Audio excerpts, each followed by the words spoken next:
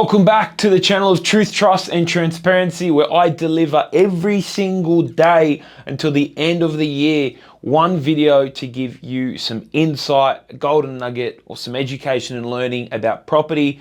If you haven't subscribed yet, please hit that subscribe button. We're going for 2,500 followers by the end of 2025. You guys asked, and I'm going to deliver. We're talking land tax, and we're talking about how it varies between personal name and buying in a trust across Australia's different states and territories. Couple things to note. One is, please do not take this as financial advice. Always speak to your accountant and or solicitor when it comes to land tax. Number two is that land tax and government policies change regularly. So it's important to note that whilst at the time, and you know what, I'm going to add it in, it's important to note that this video is valid in September 2025. I'm making this video. So if you're watching this somewhere into the future and you go, oh, that's not the land tax rate, it's probably because it's moved since then. I've done my best to decipher how each of these work. So just to give you a little bit of an understanding, and we'll do a few calculations.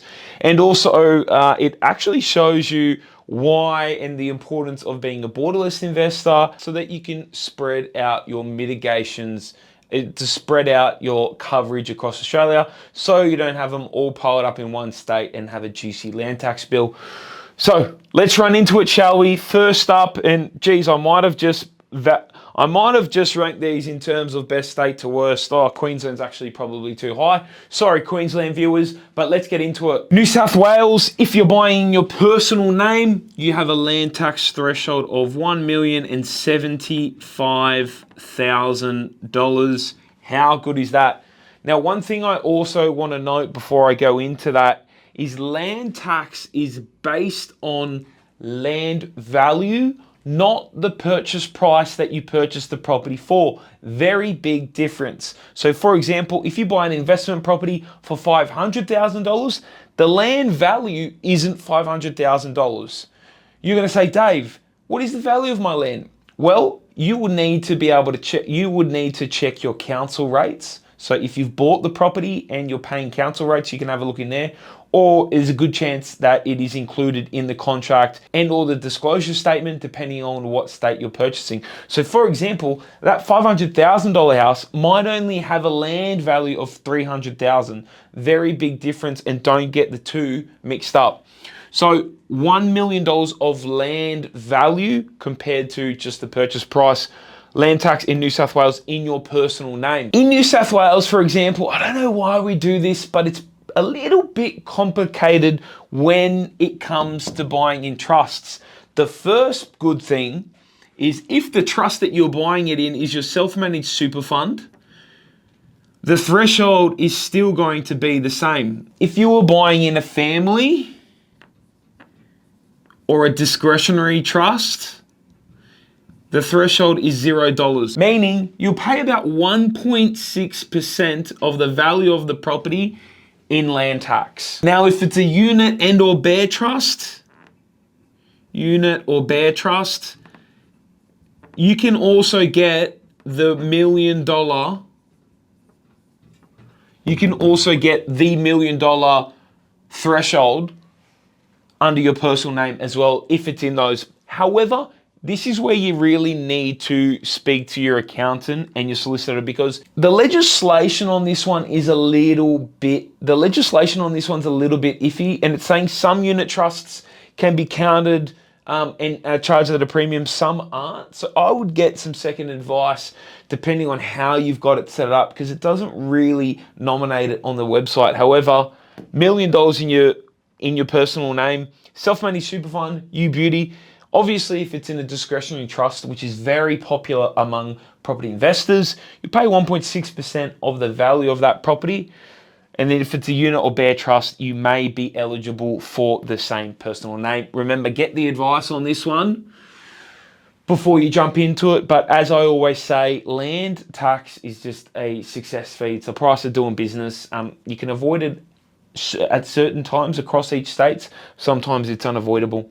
Now, I'm going to put a little line there so we don't lose track. Victoria. Victoria has a couple. $0 to $50,000 is nothing.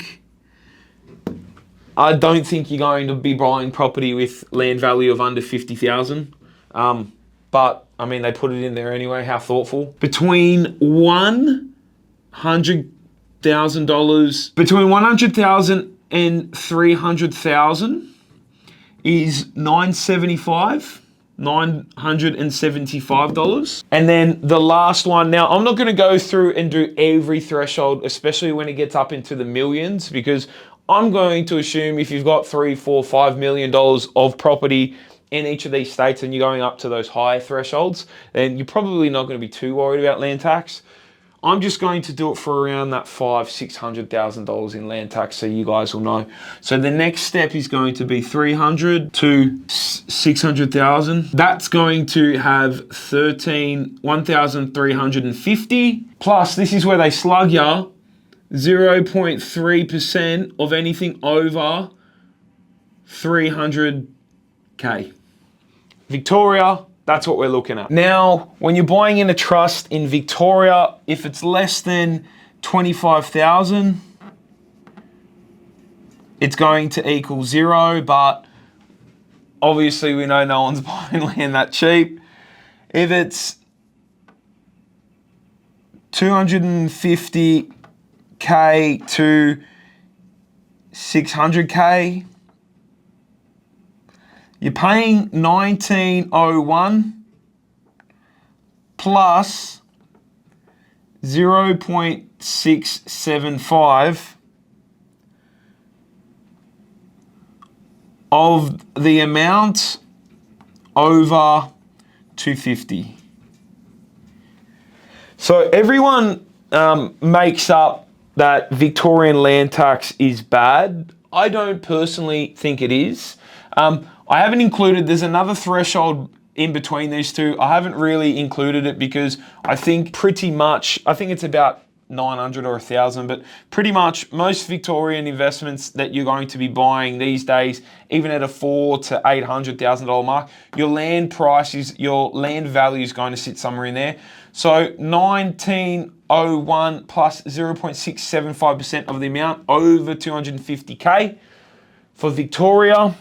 Queensland, a little bit different again. I don't know why each state just can't have the exact same principles for land tax. Wouldn't that make the world a better place? Anyway, so the threshold, 0 to 600K in Queensland, is actually free. Getting down a bit here. For 600K to 999, it's $500 plus 1 cent every dollar over 600K. So Queensland's not bad either in terms of personal name. You think about it, you're buying something around that $500,000-$600,000 mark, you're probably gonna fall into that top threshold, no land tax. It's only when you probably buy your second or your third will you creep into it, $500, and then a cent for every dollar over 600K. Not too bad, I don't think. Let's look at the unit and trust structures in Queensland. So the threshold, sorry for turning my back, guys, 0 to 350K is nothing. And then Queensland is a weird one, 350K to 2.249999 equals 1,450 plus 1.7 cents every dollar over 350K. So Queensland, if you're buying in a trust, 0 to 350K, congratulations, you got a tax-free threshold. Your likely property investment's going to fall under 350K to 2.249999. in terms of land value? If it is, you're paying $14.50 and then $1.7 for every dollar over $350,000. So not too bad. You can see there straight away, if you want to build out a portfolio, obviously we've got to look at the data, but here I can see opportunities for 2, 3. Here I can see an opportunity for at least 1. Here I can see opportunity for 1 as well. So, and not incurring too much land tax. Now, obviously the land value is going to increase over time. However, so are rents. So rents are going to be chasing and decreasing that gap in terms of what you're out for in terms of land tax. So don't be too stressed. Tasmania. Now Tasmania is, I don't know why, man, but Tasmania, I'm going to get my chair out, guys. The Tasmanian system is so dated. I don't know why it's dated, but it just is. They're behind. They're in another league. Tasmania do it a little bit different. I couldn't find a discrepancy in Tasmania between personal name and trusts.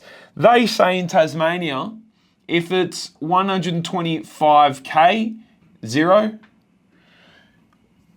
125K to 499,999, it equals $50 plus 0.45% value over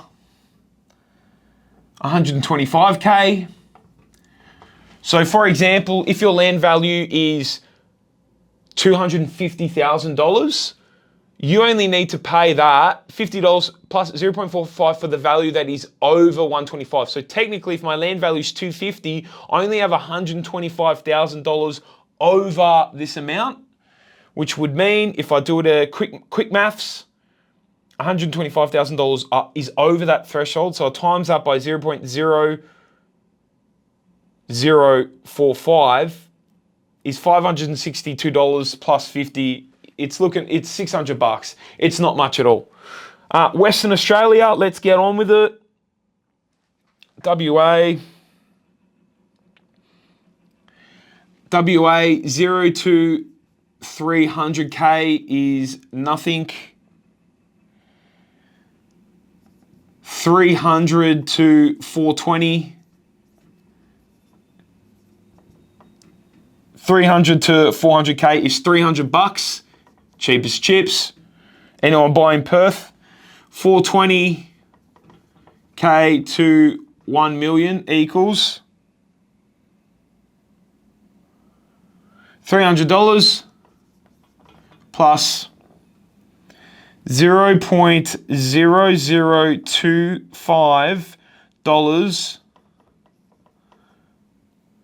for each $1 over 400K. That's WA. In terms of trusts, I'm running out of whiteboard. It is terrible. In terms of trusts for WA, it's the exact same threshold. You're probably going to be sitting around the $420 to $1 million mark if you've bought in Perth over the last 12 odd months and you've had that really good run. $300 plus $0.0025 for each dollar over 400K. So let's do a quick working example to say, hey Dave, I've got a $500,000 land value, not property value, land value. So my property might be worth $500,000. So 0. For each dollar over 400K. So that means I've only got $100,000 of land value over 400K. So I got 100,000 times it by 0.0025. $250 plus 300. It's $500. It is not a lot of money, guys. Now look, let's go into the last couple. Now South Australia is great. I'll share it with you guys. Anywhere between 0 to 833K is $0. You're exempt. So you can buy in South Australia and you can be absolutely exempt from it. In a trust in South Australia, a little bit different. 0 to 25K. Oops. 0 to 25K is $0.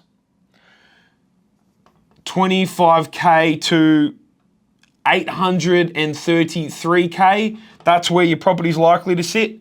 It is $125 plus 50 cents.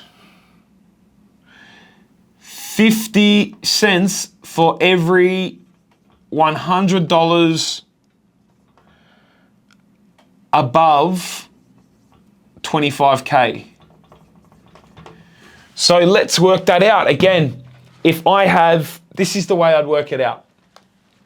If I've got a $500,000 land value in South Australia in a trust, I'm going to minus $25,000 from it, which equals $475. Now, it's 125 plus 50 cents for every $100 above 25. So I'll divide that by 100 equals I have $4,750, 4,750 hundreds above 25 grand. So times that by 0.5, 2,300 plus the 125. A little bit more expensive in that particular case. Hopefully I've worked that out right. Next one, Northern Territory. No land tax in the Northern Territory. No land. Actually, I'm going to move that up. Oh my God, my whiteboard. Oh no. No land tax in Northern Territory. Last but not least, and same with Canberra, very similar to Western Australia, couldn't find anything else in terms of trust and all that kind of stuff. So I believe it is the same sort of notion and rates is 0 to 150K is nothing. Obviously, you're not going to find property for that much. 150 to 275K is 810.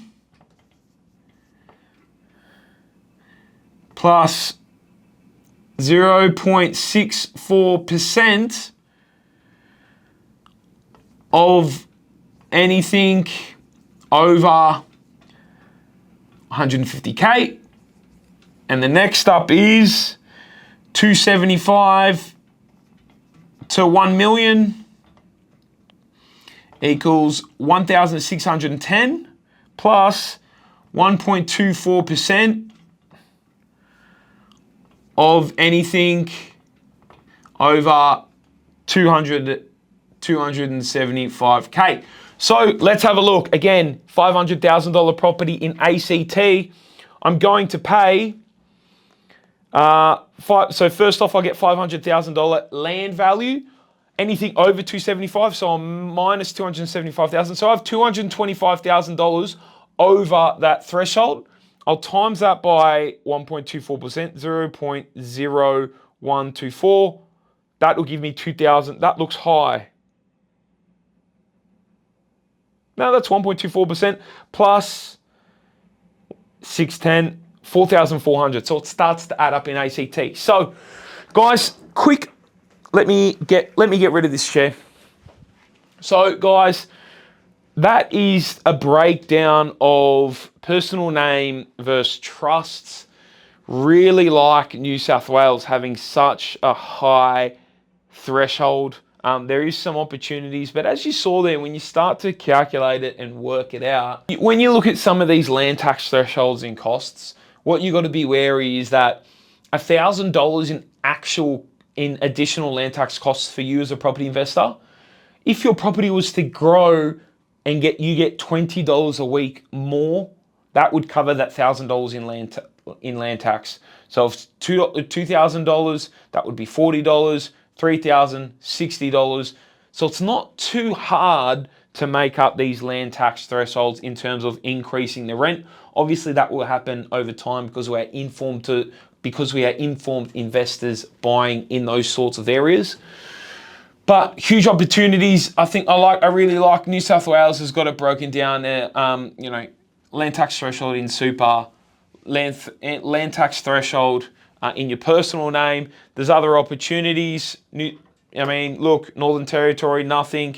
South Australia, barely anything. Queensland, barely anything. There's plenty of opportunities out there. That's why we're diversified. We pick a couple across each of the states. And that way, when every different state's having their different cycles, we can ride those cycles to the top because we have a property in that particular state. Now, obviously, not all the states are going to move at the same time, go at the same time. That's why we need to be a borderless investor and think about buying in all the different states of Australia if we can, and if the data and that kind of stuff permits. But that's my land tax threshold breakdown, guys. Valid of September 2025. Don't come for me if you're watching this in the future and watching this in the future and one of these has changed. Very important as well, I'm not an accountant, I'm not a mortgage broker, I am not a solicitor. So double check these numbers and what you've learned today when you're going into and buying a property with those type of people, just to double check and confirm. Can't help to confirm something twice, but that's my breakdown and read of it. Let me know with your thoughts, questions, queries in the comments, but as always, I'll see you guys tomorrow.